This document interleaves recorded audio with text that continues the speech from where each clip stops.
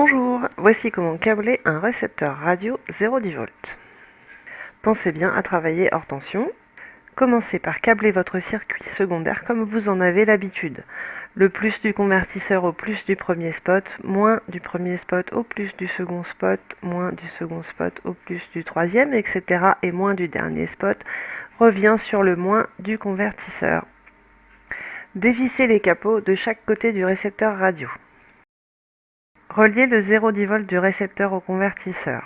Ici, le fil violet de la borne 0,10 V à la borne plus 1,10 V du convertisseur et le fil bleu de la borne GND à la borne moins du 1,10 V du convertisseur.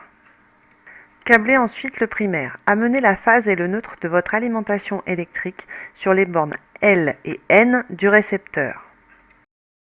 Raccordez ensuite la borne N' du récepteur sur la borne N neutre du convertisseur et la borne L' du récepteur sur la borne L phase du convertisseur.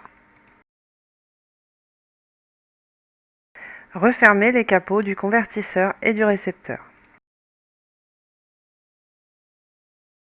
Le récepteur radio peut s'utiliser avec un bouton poussoir radio qui sera accroché au mur ou une télécommande.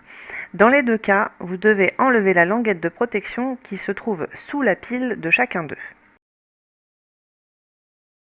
Vous pouvez remettre votre installation sous tension. Pour synchroniser votre bouton poussoir, faites un appui bref sur le petit bouton noir Learning Key du récepteur, puis un appui bref sur n'importe quelle commande de votre poussoir. Procédez de la même manière si vous synchronisez une télécommande. Un appui bref sur le Learning Key du récepteur, puis un appui bref sur un des boutons de la zone qui vous intéresse sur la télécommande. Pour utiliser votre équipement, appui bref sur On, Off, 0 ou 1 pour allumer ou éteindre et appui long sur ces mêmes boutons pour varier. Lorsque vous éteignez vos spots, le récepteur garde en mémoire le niveau de luminosité au moment où vous les avez éteints. Ils se rallumeront donc à l'identique. Nous vous souhaitons une bonne installation et n'hésitez pas à revenir vers nous si vous avez des questions.